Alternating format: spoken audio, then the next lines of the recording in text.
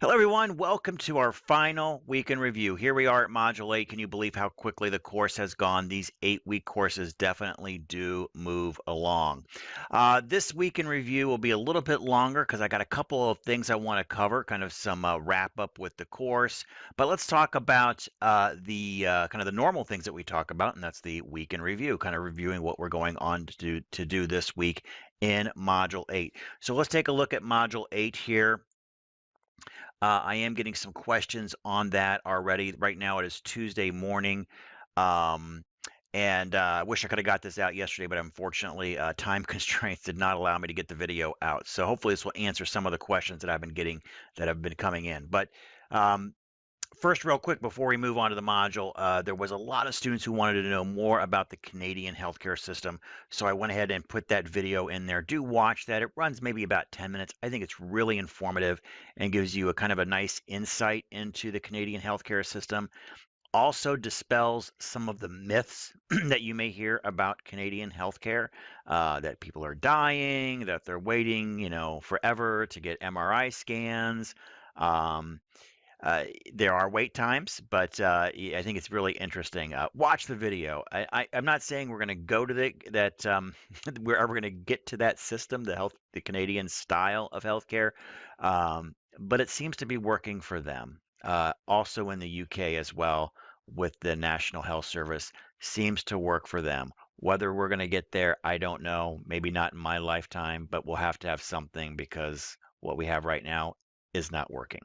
Um, or at least is it given a chance to work? I don't know. We'll talk about that in part two. But let's take a look at the stuff that we're doing this week before I get too sidetracked here. So this in Module 8, kind of doing our normal presentations and readings, our weekly assignment, kind of the normal there. The research project part 4, your comments are due now. So you're going to go in, you're going to watch other people's their present me's and on their topics, and then you'll leave 2 pieces of meaningful comments to that. So just remember, no, this is not a criticism or anything like that, but try to leave some meaningful comments, maybe what you learned, some takeaway points that you found really beneficial within their presentations, or maybe some things that that you really wanted to learn more about in the presentation as well. So do leave those 2 comments to get your points, excuse me, for the comment part this week. And then we'll have our Module 8 discussion and then the final exam, which I'll talk about in just a second, and the weekly reflection, our normal weekly reflection. Dropbox is working for that. So do your weekly reflection. Please wait until the week kind of goes by. Maybe after, I really would appreciate it if you could do the reflection after the final so you can give kind of your input or thoughts or what have you, kind of a totality of the week. And that's what the reflection is all about, kind of the totality of the week. All right, final exams. I've been getting some questions on final exams. I got some lists of questions here that came up in the in our reflection on module. Let's see, that would have been module 6 or 7. So what I asked you if you had any questions. So I'm going to be going through that in a little while. But one of the questions was centering around the final exam. In an earlier video, there was a reference or to the format of the final where I believe I said that it was going to be multiple choice and kind of very similar to many of the quizzes that you've had over the past 8 weeks. I misspoke. I'm running 2 courses right now. My other course was going to be like that, but I gave them something completely different. Hope they like it with their final exam. Your final exam will be somewhat similar in that it will be what I call short answer, or maybe between short answer and long answer. It should be um, roughly a paragraph-ish for some of these questions, and there will only be 13 questions on the exam, and you'll have 3 hours in which to do it. So, for example, I'll give you an example because you're like, oh my God, what kind of questions is he going to ask? So, and it's going to kind of encompass basic subjects throughout in kind of a chronological order throughout the course. So, let's just say here's a question that might be similar to what you'll find on the final. Chapter 2 discusses managed care organizations. Um, List two types, compare and contrast their functionalities, and that's it. So you go back to chapter two. You probably rattle those off in your head. What those two managed care organizations are, those MCOs, and list a couple of things similar, a couple of things different, and there you go. That's it. So you're going to be looking at questions like that. Shouldn't be too difficult to do. Many of you will probably be able to do it without any reference materials, but of course you can go back and use reference materials. All of that I asked, do be careful. Make sure that you're using complete sentences with periods, with well-rounded paragraphs. I will say here's a little hint on this whole thing here as you go through the program for those of you that are new. So let's say you have kind of great answers, but you've communicated those poorly. There seems to be a slight grading bias towards that, in which there can be. It's perfectly legitimate. So even though you may have the answer because you didn't communicate the answer correctly, you may get some points off, almost as if you had incorrect answer or only a partial answer. So it's really the whole package, knowing the answer and being able to communicate that answer. Or on the flip side, how it can benefit you is, let's say you don't get it exactly right, but you communicated it beautifully. Many times you'll get kind of the communication lift on that grade. Basically, wow, they really put it together. Wrong direction, but they really put it together. Looks good. I'm giving them, you know, 90%, if that's a 5 point question, I'm giving them a 4.5 out of 5, even though it was wrong. So um, delivery counts. All right. So we've got that. The end might be very similar question to kind of what you're seeing here. All right. So samples will be very similar to that. So hopefully that kind of helps with the final on what's going to be there. And that pretty much covers the rest of the week. The big takeaway, make sure all of your assignments are in by Sunday at midnight. For Module 8 and any of the preceding modules, make sure they're in by Sunday at midnight. I have to get grades in by Monday before noon. So if they're not there, I don't have them to grade. So uh, get them all in. Remember, I do take late work. Might be a small deduction on points. In most cases, there will be deduction on points, to be fair to those that turned it in on time. But you don't want those zeros and all that stuff I've been saying all for the past 8 weeks on late work. So I'll just leave that there. Okay, so that kind of concludes the normal week in review. Now let me spend the rest of the time kind of addressing some questions that we had that came up in the in our weekly reflections, which let me grab some coffee here. So bear with me for a moment as I make swallowing sounds there as I drink that. But a lot of great questions came out of that, and so I'll just kind of run through these, and some of them might resonate with you, and well, some might not. Okay, now let's go through some of those questions. Sorry about the jump cut. That's what we call it. Uh, but let's I'm going to go through these kind of as I receive the questions, again, coming back from the reflection. They're kind of all over the place. The questions are really good stuff, though, and I wanted to cover that with you. So, um, and they also reflect kind of where you're at in the program. So some of you are not in the healthcare administration program. You might be in medical imaging. I would say you still might want to watch and listen because some of these questions apply to you as well. Some of you are taking this course, maybe you might be in your nursing program, but the vast majority of you are new to the program, new to the healthcare administration program, because the HCA 214 is the gateway course for all of our other courses. So many of you are new and coming into this. So some of them kind of focus around that. But the first question, all right, the first question I got was, as I look at my notes here on all the questions, was keeping up time management. How do I keep up with these courses? Well, here's one thing to remember, that these courses are 3 credit hours and they are compressed into 8 weeks. So if you think back in kind of normal college mode, a 3 credit hour course is pretty much the bread and butter college course, 3 credit hours. A credit hour really means it denotes the amount of content in a course. You probably know that part. Obviously, a 5 credit hour There's going to be more painful, more stuff than a 1 credit hour course. Um, and typically in colleges, universities, courses may be run throughout the entire semester. That's the traditional mode. That's 16 weeks in this case. So we take 16 weeks of traditionally paced at a traditional pace content, and we crunch that down into an 8 week accelerated format. We have to deliver that amount of content to you. So as for some students, like, oh, it's 8 weeks, it's easy, it's going to be half the work. No, it's the same amount of work at twice the pace. So you have to remember that. So sometimes when you're looking at it going, God, I got to write a whole paper this week. Well, remember that if we were in a 16-week format, that same paper that maybe I'm requiring you to do, maybe it's a 2 or 3 page paper, you'd be given 2 weeks to do that in kind of the uncompressed format. So that's something to keep in mind. So we got the same amount of stuff, we just got to squeeze it in to a quicker time. So that we've got that parameter to which we have to live by. Um, As far as just time management, I honestly have no answers for you on that. Many students have to kind of find the thing that fits them the best. The only, I guess, suggestion that I can say to you is don't give up in trying to find a system. Keep that as a presence of mind that you have to have some sort of time management.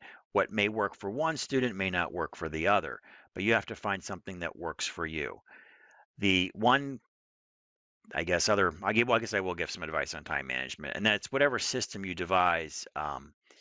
The general theme is to try to do it sooner rather than later. Any system that you find, because if you let's say you plan on doing your stuff on the weekend and you got the weekend off. You're lucky enough that you have the weekend off. It always seems like something happens, especially in my life or in your life. Something will happen on that time that you've fenced off, that you thought was fenced off, that you could complete your assignments, and you can't get to it. Sick kid, broken car, something happens at your home or your apartment, and you gotta clean up a flooded basement or what have you. So um, trying to build in knowing that stuff is going to happen. I guess build in some wiggle room if possible, and that usually means starting earlier. So yeah, there's really nothing. I guess no magic bullet, but do be careful. Make sure you're not doing too much. Are you um, are you at a full-time schedule? I always worry about students at a full-time schedule because you have so many other competing and very important responsibilities other than school. Obviously, family, usually number one, family, friends, your personal health, number one. Work, you got to keep work, that's number two. And then you try to fit in school in there, and that's number three. So, getting all those competing interests to work out is difficult on a full-time pace. So do think about if you are on that full-time pace and you're getting burned out, think about a part-time pace. I'd rather have you at a slow burn than a kind of a slow smoldering burn with a part-time pace than a fire and you flame out, with full-time. So be careful there. So work with your academic advisor if you need to adjust that. And even part-time, that's not easy either. So you're still going to be up against all these time management issues as well. That is, even it's difficult with just the part time. Okay, so that kind of covers a little bit about that question. I also had my second question as we go through the list here was on practicum. So for those of you that don't know, the Healthcare Administration has an optional, I say it optional, I'll say it one more time, optional practicum, not required. Uh, that's a fancy word, practicum, a fancy word for internship. It's basically a non-paid working experience for those folks that need to get healthcare experience in the area of healthcare administration.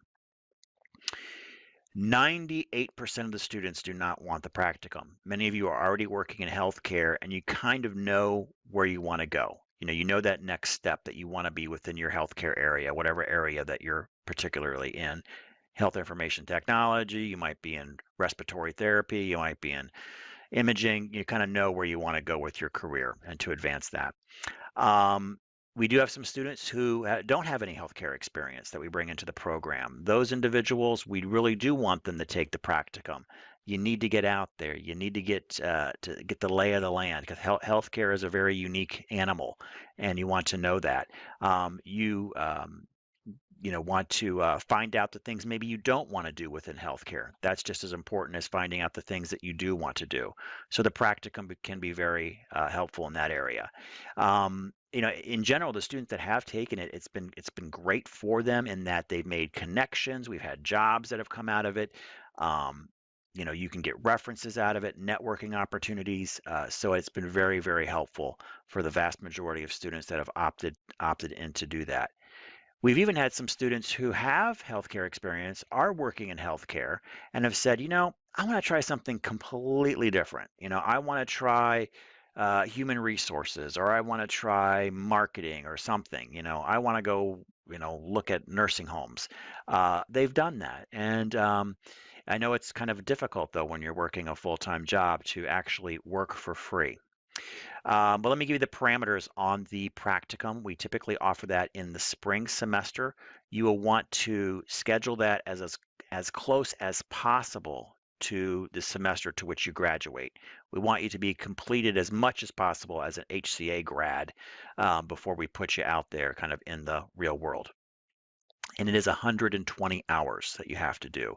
Most students do about 1 day a week over a 16-week period over that semester to get to about that 120-hour mark.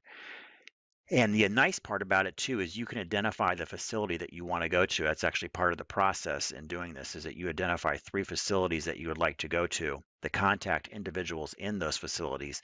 Then we go out and contact them and try to make the legal stuff happen so you can be placed out there, because there is a liability for you going in any facility that we got to get covered legally for you to go out there. But what this means for you is that you're able to pick something that's of interest to you. We're not going to stick you in an area, if you're not, wanting to work in an assignment, we're not going to pick one for you. You kind of get to choose.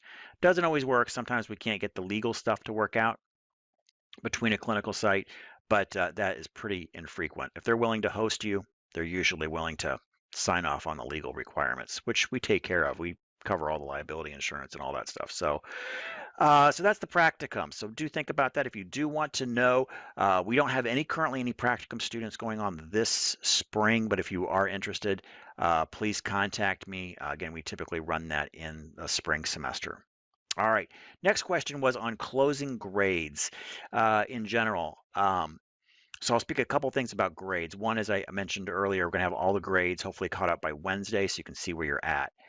The problem with closing grades, what the student was referring to is, and you may not know this for some of you this is your first class in the program, but once the course is over, the course actually disappears off of your Brightspace area, and you can't get into it. You can't go back and look at it. So usually for that module 8, those assignments that you turn in module 8, the midterm, the final that you'll be doing, you will not have final results on that, and you can't go back and look at it. So it's kind of closed to you. You can't see it.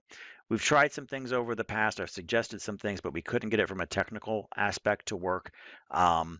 So right now, that's what we have. The best thing you can do is, if you have a particular assignment that you're just dying to know what the grade was, email the instructor. And they usually can go ahead and release that individual grade to you. Now remember, you can always go in Empower and find your total course grade. Empower is the keeper of all the official records of your academic progress. So you can always go into Empower and look at that final course grade. And that usually happens about 24 hours after we input grades, which is on Monday. So you can always, on Tuesday, you should go in there and find out what you got on your courses for that particular 8-week period that just ended. So there is that. I will give you a heads up, a couple of heads up, two major heads up that will happen in my little talk here today. But one of them is we're going to be switching. Hopefully there was an email issued and you saw that, but just as another reminder, we're going to be switching to a new learning management system. Fancy word for kind of the web interface that you use. Right now we're using Brightspace. We're going to be moving over to something called Canvas, and that might solve our issue with students going back in and looking at content after the course is closed. I think you're going to like Canvas. We have heard very, very positive things from Ohio State University and the students really loving it there. So we hope that it's going to that the students are going to love it as well here. So stay tuned for that. I guess it's very intuitive, so don't worry about, doing stuff. We've been told it's very intuitive for students, so the learning curve is very minimal. So there hopefully shouldn't be too much stress there. I will say that between all, there's about four major LMSs out there. They're all kind of the same. You kind of have threaded discussions. You have drop boxes. So those fundamentals don't go away, really depending on which LMS that you use. So I don't think it's going to be too much of a learning curve for you. But stay tuned. That will be rolling out in the fall. We've been piloting it this semester with some exclusive HCA courses. And so far, it's been running really well. Okay, so that's great. Next thing, got a question was on double major. How do I double major? And I want to add healthcare administration onto that. So obviously your primary might be nursing, you might be medical imaging. How do you double major? Pretty easy. Just contact your academic advisor and they can walk you through the process on that. The other question I got was on the minor. How do I do the healthcare administration minor? And that is something I'd encourage you kind of all to think about if you're not, of course, obviously a major in healthcare administration, is doing the minor. It adds a very nice kind of 1-2 punch on your resume. So let's say you're medical imaging. So you could be medical imaging major, healthcare administration minor. And for you medical imaging folks, it doesn't take but 2 extra courses, and you can go ahead and get that minor out of the way because you already take so much of the other professional core courses for the healthcare administration program. So again, a nice demonstratable level of achievement. That's what you want. A lot of things in life you want to have, especially professional life, is some demonstratable level of achievement.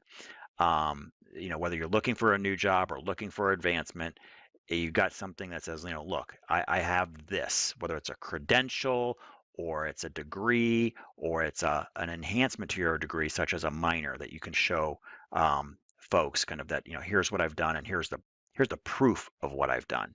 So think about that. The minor, you can do that through our academic advisor. That's Mary Ock is her last name. I'm going to put her information down below. Make sure I make a note to give you guys the information on Mary, and you can contact her if you want to start the minor. So, and again, I'll put this below the video today. Her information. All right, so there's that. Next question I got was, are all online classes like this one? In general, they're like this. We try to have the same look and feel to all of our online courses, but of course, the content may be delivered differently. Some instructors might have more text-based, more reading assignments. Some might have more video, or kind of in between. But the general layout will be pretty much the same. Of course, they'll be mostly 8-week courses. There can be rare occasions where a student will take something that's not 8 weeks, but the vast majority of you will complete the entire program in an 8-week format.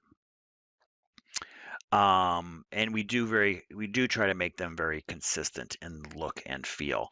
And you will notice too, for those of you that are going to be continuing on with us over the next year, year and a half, 2 years or more as you progress and towards graduation, you're going to notice some changes within the program too and how our courses are designed. Of course, we've got the new LMS, but I think you're going to see more consistency as we go through that. And I'll talk a little bit more about that at the very end, about why that's kind of occurring. So yeah, they're going to be pretty much like this. Is there any advice that I would give? Kind of going back to the time management and keeping up kind of advice. I'll give a couple of things. One is just in general, and I don't want to beat this to death, but communicate to your instructor. It's whenever you have some kind of issue or hiccup, let them know, because usually we understand that you guys are very busy, that you got a lot on your plate. Um, Communicate to them. You can get the benefit of the grade by just communicating sometimes. So do that, and they're willing to work with you. It's when they when they don't hear anything from you, and then they're missing an assignment, then it can be a little bit more difficult. Um, some instructors will chase you down. They'll be emailing you, and might even text you. Hey, where's the assignment? Some they'll just say, hey, they're all adults. If they want to put it in the Dropbox, they can put it in the Dropbox. So you'll have kind of those two different tacks on it. So just to communicate, and usually that will help greatly. Other advice would be, if you're kind of the squeezing in all this content, all this stuff that you have to do. We do have a group of students, and I know it's very hard to do this, and it doesn't always work out, but we do have some folks who actually start their classes early. And how that happens is this. We try to push out syllabi. We try. It doesn't always happen, but we try to push out the syllabi to you a couple of weeks before the class starts. Now, in some cases, we're finishing these things up at the last minute and can't do that. But for those cases that you get the syllabi you get a welcome letter in an email with an attached syllabi, maybe 2-3 weeks before the class starts, which is usually during that break period in between semesters. We have some students who will actually start doing reading. So you'll know that I got to read chapters 1, 2, 3, and they'll actually knock out some of their reading assignments. So that may help. So just kind of keep those things in mind, especially the communication piece is kind of critical there. Next question I got was on the final exam, which we already talked about in the other video, so you kind of know about that. Another one was about a student brought up, will we learn anything about Veterans Affairs, the VA? Actually, that's a really great question, and was not on my radar. And we do have some students who go on and work for the VA and other kind of similar government agencies.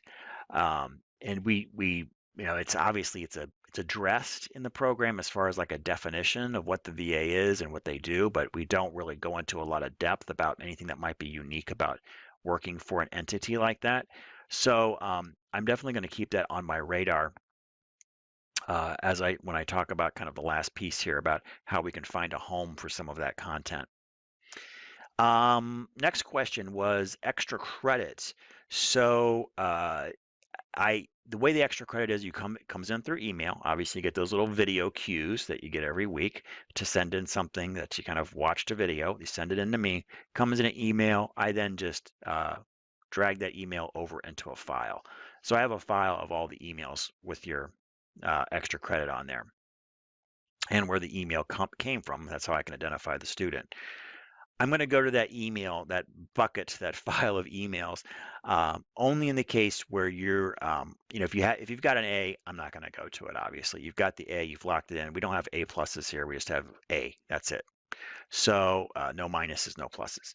But if you are a marginal student, let's say, or you're not, that's like a bad thing. Let's say you got a B. I'm going to look at it and see, hey, does that extra credit bring you to an A? If you're at a D, does that extra credit bring you to a C? So in those cases, I'll go back and look at that extra credit. So know that it's there.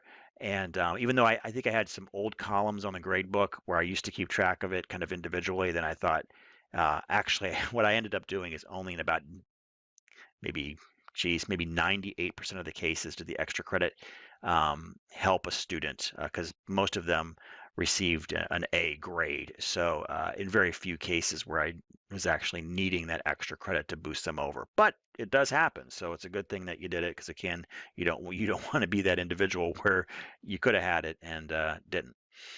So know that's out there. Next question. A few of you asked about HCA and the future of healthcare. Don't know. I have no clue what's going to go on. So here's kind of the policy approach that we're taking within the program. Right now, we have the Affordable Care Act. So we are teaching to the Affordable Care Act.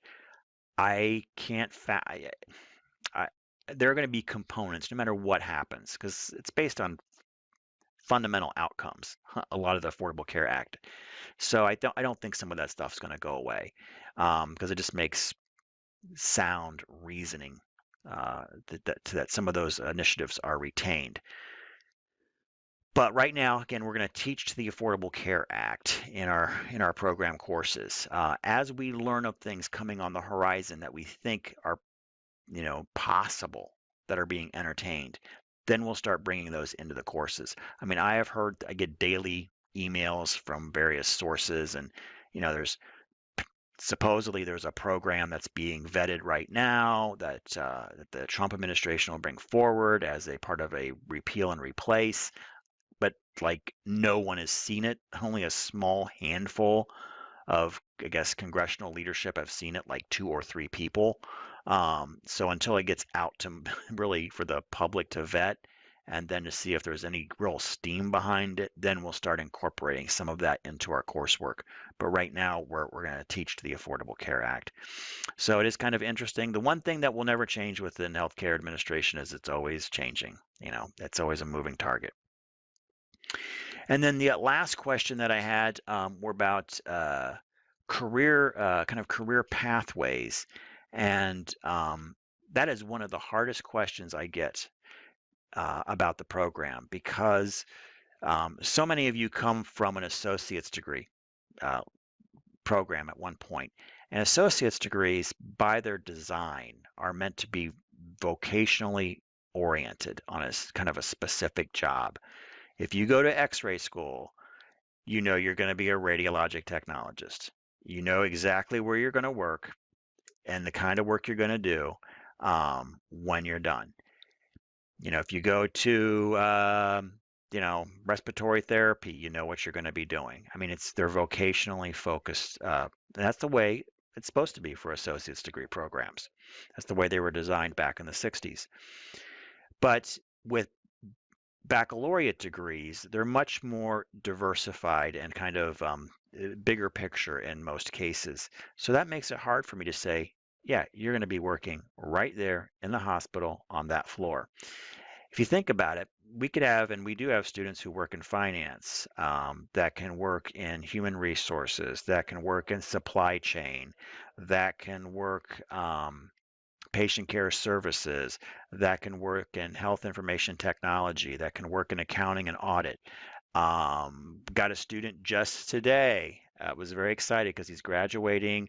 He is graduating with his MBA from the University of Findlay, and he works for Blue Cross and Blue Shield. So, as the manager of the call center. So you kind of never know where it's going to be at. And that's what's great about it too, because you never know what opportunity is going to pull you in a certain direction. But what we want to do with this degree is to make sure that whatever direction you're pulled into, or whatever opportunities that you find, or that you find that you want to head to, that we've given you the best foundation possible to go in that direction.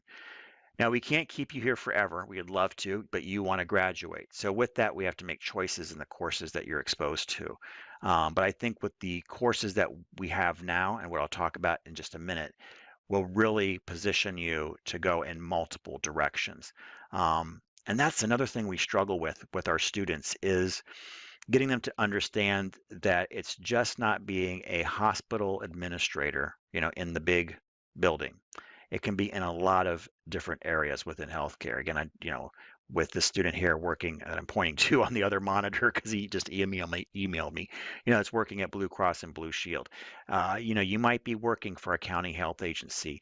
You might be working for a large, and some of you do that. Some of you are working for large real estate investment trusts that manage hundreds of long-term care facilities throughout the country. So you might not, pharmaceuticals or anywhere within that landscape of healthcare, which is the second largest employer outside the military. So that's a pretty big universe in which to find jobs and to look at opportunities. So don't have blinders on. You may have that focus of a certain job. That's great. Maybe you want to be the department manager, the district manager for radiology services or outpatient services or whatever it might be. Great.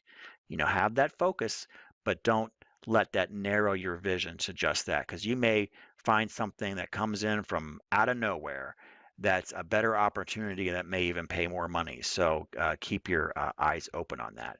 But I will put some links in the course news also down there about some of the kind of the job areas. But again, it's quite diversified, and that is really by design.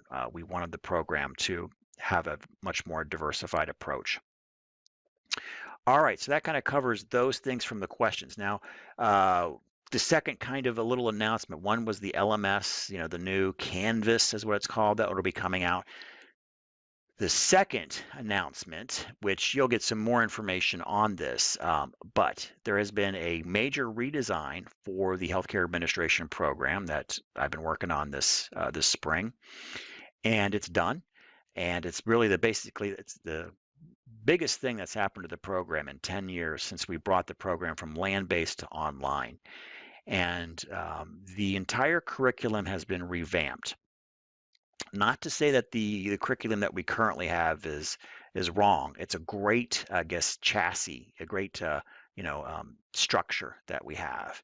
But we really needed to, I guess, have a program that will go on sort of future-proof the program so that when changes come through, we will be able to adapt to changes more quickly within the curriculum to the never-ending moving target of healthcare administration, especially in policies and law. That's the biggest areas too that are going to help change. Some things are fundamental, like accounting and finance. Those things kind of don't go away.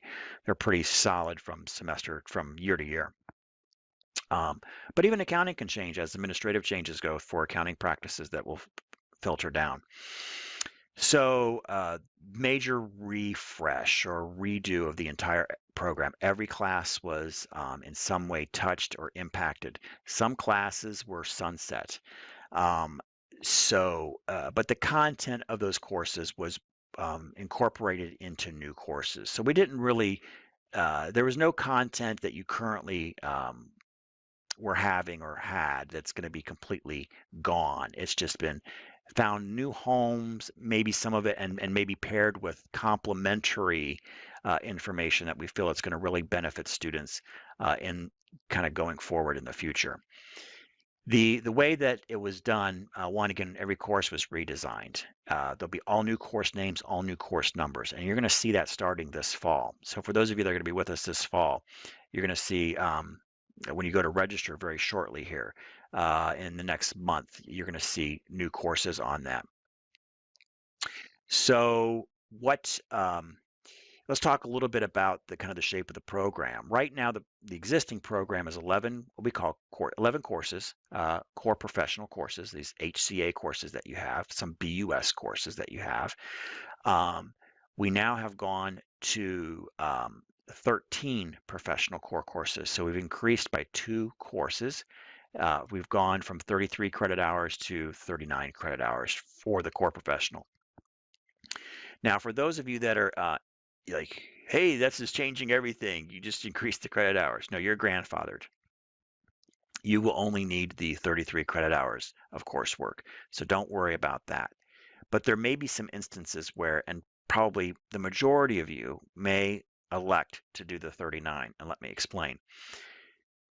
What I did is I did a survey of all of the HCA programs I could find, and all throughout the country, especially those delivered online, especially those in a completion format. And we were by far the lowest in credit hours. And I've done a lot of things at the college, and I've developed other programs. And when I came over to the HCA program in full, when I was dean and kind of covering it for a while, that I was noticing that a lot of our students, the majority of our students, were having to take electives to reach graduation requirements. So what that means is we have to get you to 120 credit hours. We only had 33 credit hours of core professional stuff that we were giving you, core professional courses. And of course, you have to do some of the other stuff, the religious studies, and you might have to need a sociology and some of those courses. But even after all that was taken into account, they weren't at graduation requirements. We still needed more courses for you to take. So we would say to the student, well, take anything you want. Take some more religion, take some more social, maybe take a psych. Well, we don't have any psych courses online yet, but take some more, whatever you want to take. as long as it's college level, and get you to the 120, because now we need to get you to that point. And though that might be nice, and I'm sure those courses were great, but our students, I think, deserve to have professionally focused curriculum that helps move along their goals. And though I'm sure the religious studies instructors would probably come through my door right now with pitchforks if I said this, but you probably have enough religious studies courses. You're good. So I would rather have you take some other meaningful content that's going to move your professional goals along.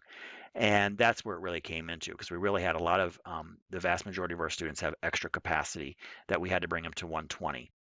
So even at 39 credit hours, we are still one of the lowest in the country. Actually, I couldn't find anybody else that was lower still at that. Um, Everybody else is at a 40 plus credit hours. So I think we're in a nice zone to get you graduated efficiently. And that means getting you graduated as closely to that 120 mark as possible. Now, some of you come into us with 90 credit hours, 80 credit hours, because maybe you started off in nursing and then you switched over to, radiologic technology, or you started off in, one path and then you switched another. That's kind of hard to deal with. You have what we call a surplus of credit hours, and that's we can't necessarily fit to those cases. But for those of you that have the kind of the single associate's degree, somewhat the straight path, you come into us with about 70 credit hours. And those folks, I think we're going to be, and for them, even if you have a little extra, we're going to be able to get you kind of right at that 120, 122, 125 mark, which we normally get folks in general. So I think we're going to be looking really good for that. So we've added brand new content areas not addressed in the program. We're going to have a population health course for healthcare managers. Really excited about that. We're also changing our capstone for those of you that'll be in the capstone this second 8 weeks, and this summer. That'll be the final form of our capstone, but we're going to be going into what we're going to have a healthcare management class. Actually, it's called healthcare management, and it's similar to capstone, but we're going to be bringing it all together in a cohesive course that kind of, I guess, puts the bow on the package of you as a healthcare manager before we ship you off to the real world or out there, as you're done. So we're really excited about that. And then we also have a new organizational behavior class, which will really complement our healthcare administration course. So we had some of that content in there, but it was relatively light. So now we have full courses dedicated to that. Much of the other content is relatively the same, but again, you're going to see new courses, new course names. There will be a map that shows, okay, my old course was this that I had to take, and now my new course is that. So you'll know what the names have changed to. And again, the content will be a little bit different in some of these, but again, it's really to prepare you for the future and make sure we've got that kind of going forward. So that's a little bit about the changes. Really excited about that. Again, I think we have a program that will, we've had a great program historically, hundreds of graduates, but this one will be really kind of for the next 10 to 15 years, and I think will adapt very well to the kind of the ongoing dramatic changes that we're seeing within the healthcare environment. All right, so that's that. So those are looking through the final questions here. That was pretty much it. So hopefully I've addressed that. Remember, you can always feel free to contact me anytime if you have any other questions as you kind of go through the program. So again, it's been a pleasure having all of you in this course. It's been a great course. So many good backgrounds and experience and different perspectives, and that really adds to the course. So great job with that. So thank you to you for bringing that into the course this week. All right, well, that concludes the week in review, and as always, thanks for watching.